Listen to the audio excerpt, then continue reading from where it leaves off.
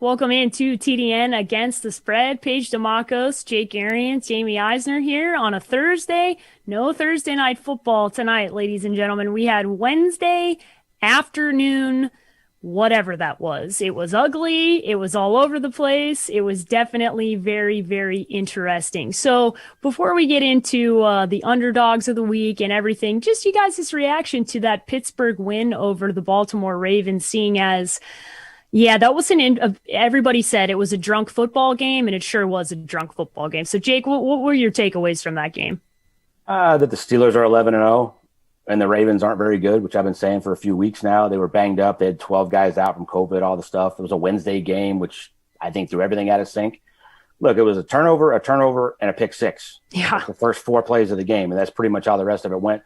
Steelers made enough plays. RG3 comes out afterwards and said, I think we'd have won if I didn't pull my hamstring, which he never missed. He missed, one play?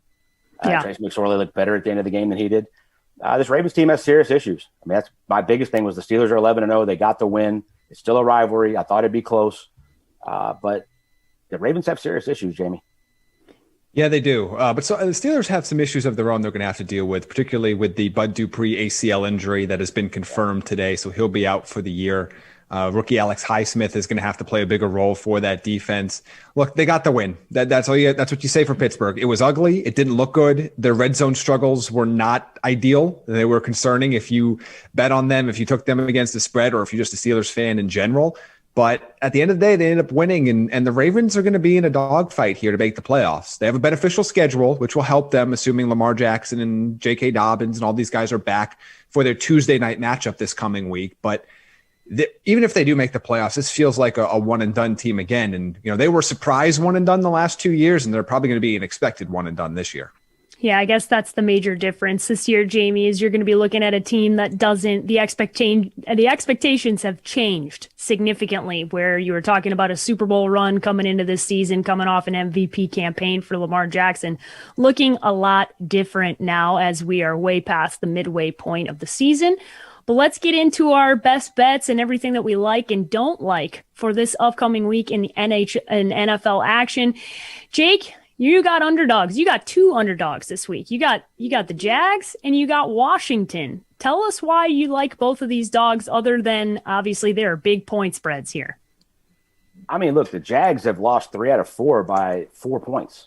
And that was to Cleveland, to Green Bay, and to a pretty hot Houston team. Now, you're telling me the Vikings are that much better than those teams?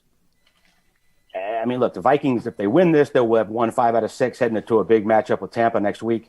I like the Jaguars to keep this close. They've been running it on people. You can run it on Minnesota's defense.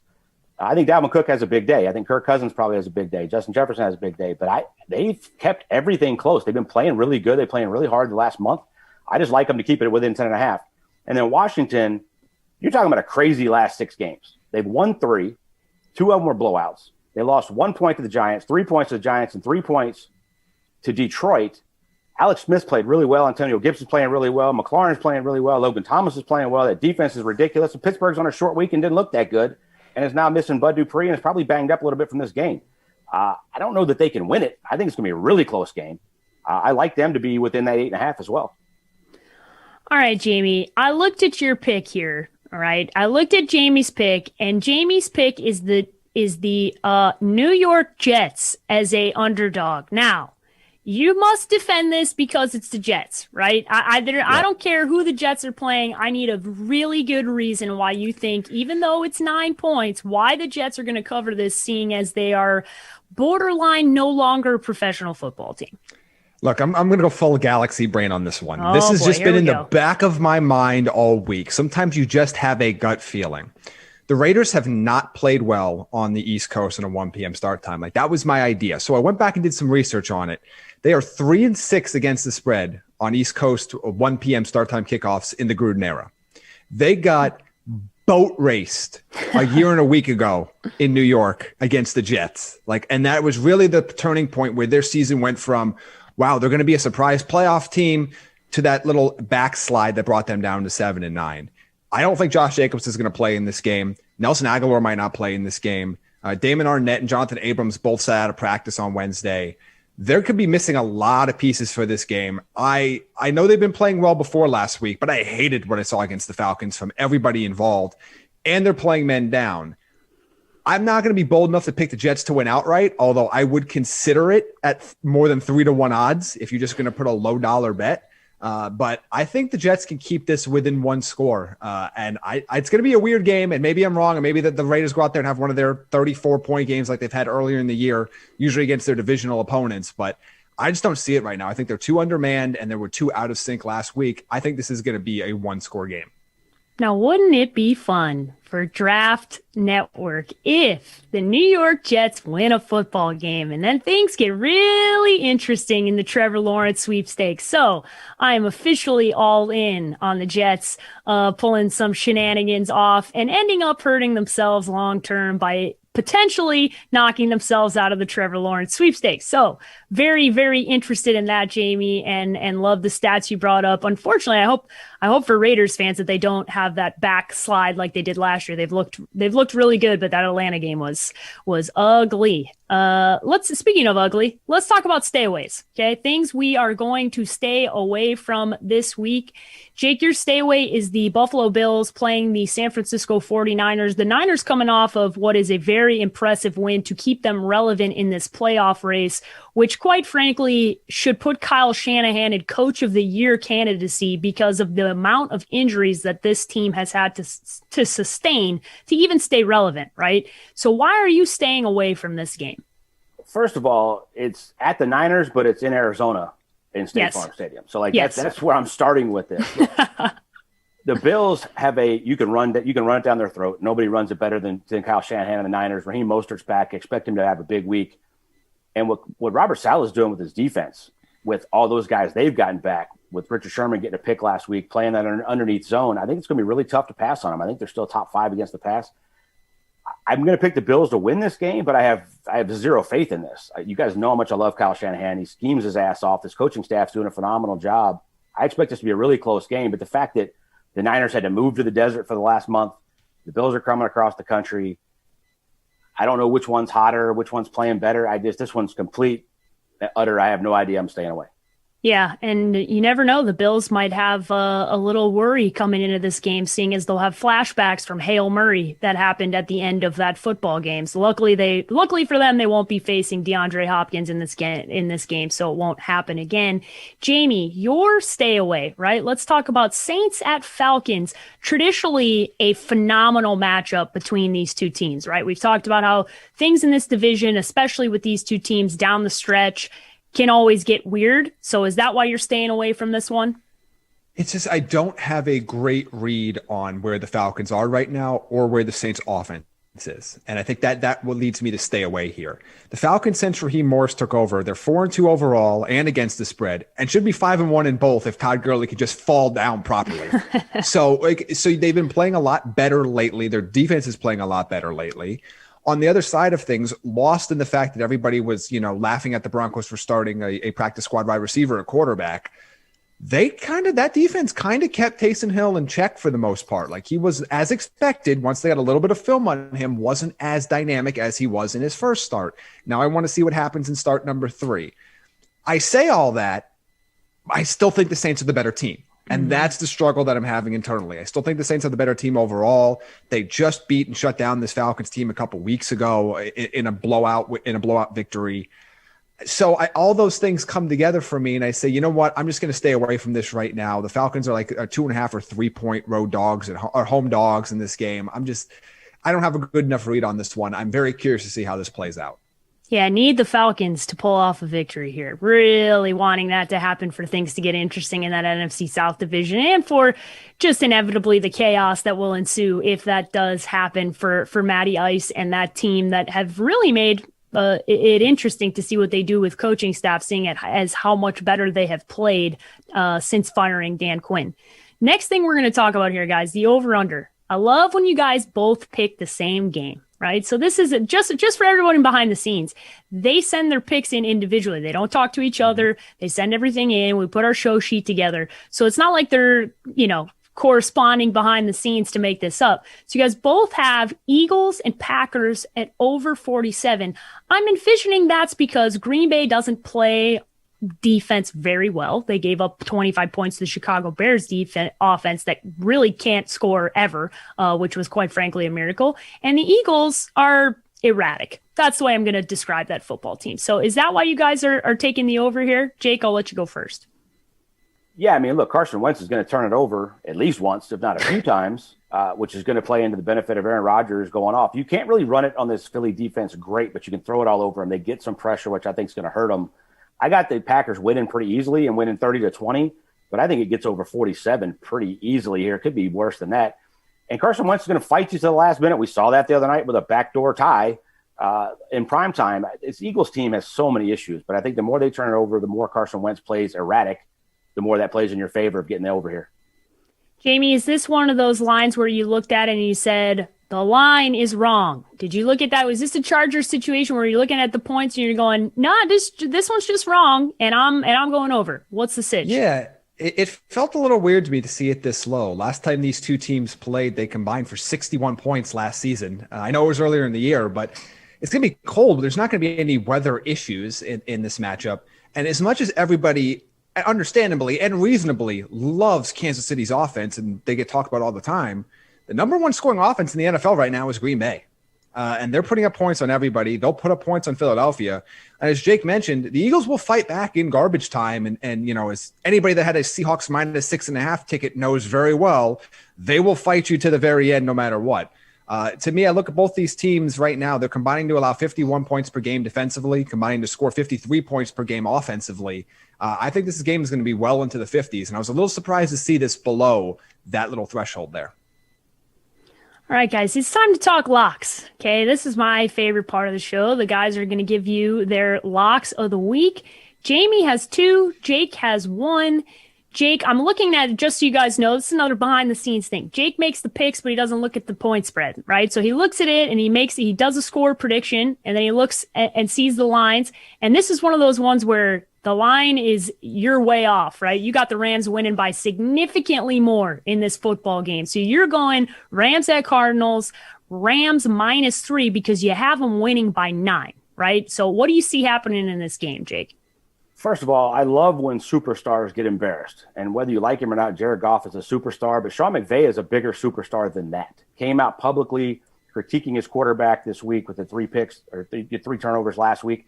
I expect them to have a big bounce-back performance. By the way, McVay is 6-0 against the Cardinals in his tenure there. They own them. Now, let's flip to the Cardinals side. They are 1 play and an overtime penalty from going to overtime from losing 5 straight. I told you guys when they played the Seahawks the second time, I thought that defense put some stuff on tape that you could take advantage of with Kyler Murray. That happened that night. The Patriots did the same thing. I watched this Rams defense live 2 weeks ago. Really, really good. Fast all the way across the board. Not enough guys get credit for being stars on that defense. And in Kyler Murray's shoulder, I still don't know where it is. DeAndre Hopkins has been held under 60 yards the last couple of weeks. I just love McVay in this matchup. If you're telling me McVay coming off getting embarrassed or Kingsbury trying to figure it out when they could have lost 5 straight, I'm going with McVay. Yeah, some very questionable coaching decisions over the last few weeks for Cliff Kingsbury. I think pretty much points the finger in the direction of the league as a whole, who have collectively decided that if you shook hands with Sean McVay, you could get a head coaching job, right? We'd made that joke for a long time, but we'll see. It's really hard to be the offensive mind that is Sean McVay, and I envision the master will win against Cliff Kingsbury in this one. 6-0, obviously very impressive. Jamie, you have 2 locks here. Your first one, and it should be available on BetOnline now, has gone up and down and had times where this line was not available. But the line is up right now. It is Titans -6 against the Cleveland Browns. The Titans coming off of their most impressive win of the year against the Indianapolis Colts. Why do you feel this confidence in the Titans? Well, for me, I think it's all about the one player the Cleveland Browns will not be putting on the field in this game, and that is Denzel Ward. And you taking out their best player in the secondary, and a secondary that hasn't been all that special already this year, is a bottom 10 against the pass. And I think now you allow the Titans to be multidimensional. You allow them to run Derrick Henry into the ground for as long as they feel like, and now they can beat you over the top with either A.J. Brown or an intermediate routes with Corey Davis. I think losing that piece they've been struggling even with him taking away half the field. I think this is going to be a really rough time for that secondary to slow down Tennessee at all.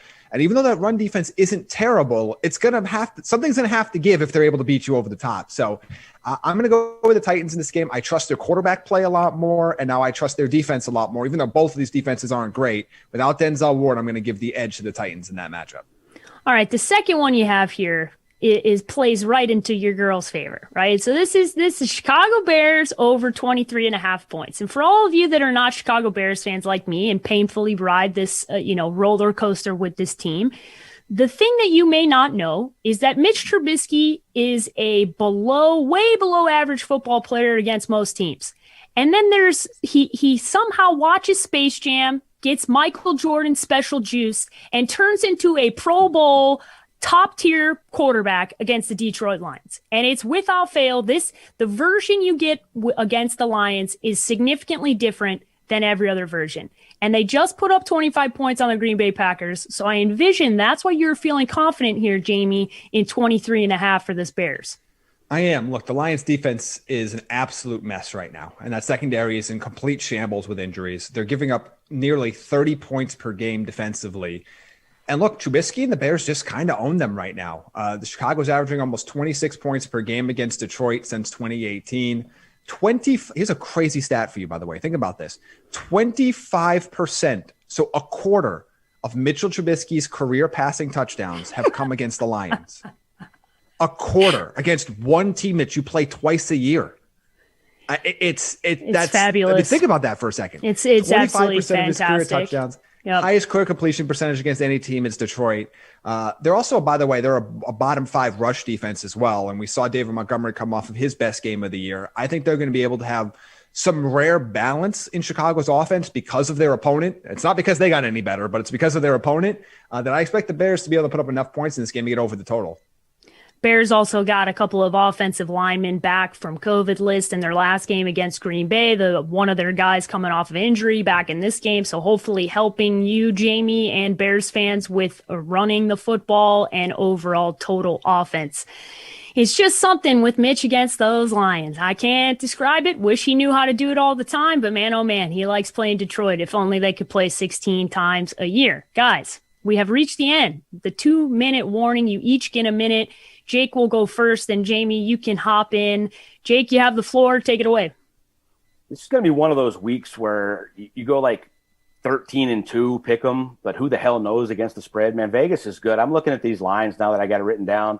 Like this Bears game, I picked 24-21 Bears, which is on the line and on the over-under. Like I was like, that should have been my stay away when I looked at it even more. I'm really looking forward to this 49ers-Bills game. And the 49ers, by the way, I didn't mention, are staring at that last playoff potential seed. They can win out. This would be a big test for them. And that would mean the Cardinals miss out, which everybody was all high on Kyler Murray winning the MVP and them making it in. It's going to be a really fun week. I'm looking forward to that Titans-Browns game Jamie just talked about. And I love Jamie's pick of the Jets. I don't think they're going to win, but they have really under the radar gotten healthy. The first time Sam Darnold's going to have 3 legit receivers. Denzel Mims looks very explosive. Rashad Perriman back, Crowder. That could be a fun game to watch with that Raiders defense. I'm looking forward to a bunch of games this week because the Bucs aren't playing. And me, I'm looking forward to this being the week of the underdog potentially. We've talked about a few of them already, but I could be talked into 4, maybe even 5 underdogs against the spread this week. I obviously already talked to you about the Jets +9. I'm in full agreement with Jake. He doesn't know this, but I picked Washington to cover as well at +8.5. I picked the Jags to cover again at 10.5. I could be talked into, if this line goes above 14, I could be talked into Broncos. As good as the Chiefs have been playing, they haven't blown out a lot of opponents by more than 2 touchdowns. It's only happened 3 times this year. So I could be talked into that one. And depending on who the starting quarterback is for the Miami Dolphins this week, which we're not going to know until late in the week, I could be talked into Cincinnati at double digits right now. They're Dolphins right now 11.5-point favorites, which is fair with Fitzpatrick, but I don't think I like them that much if that's Tua starting that game, especially a little banged up. So it's been a lot of chalk the last couple of weeks in the NFL. I think this could be the week of a lot of underdogs covering.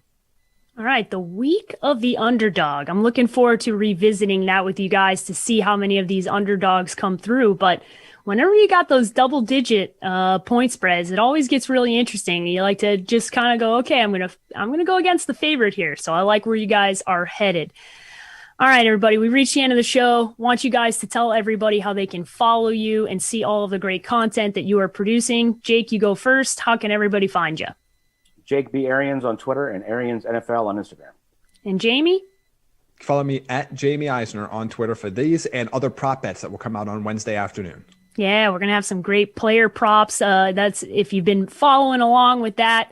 Jamie's been hitting the J.D. McKissick prop for quite some time, what seems like 12 weeks in a row at this point. So maybe not anymore, though. Yeah, maybe not anymore. But catching up. But definitely, they finally caught up to the Jamie Eisner prop bet that was happening week in and week out. You guys can follow me at _sports page with an I on both Twitter and Instagram, and be sure to check out everything that everybody is doing over at thedraftnetwork.com. Good luck in week 13.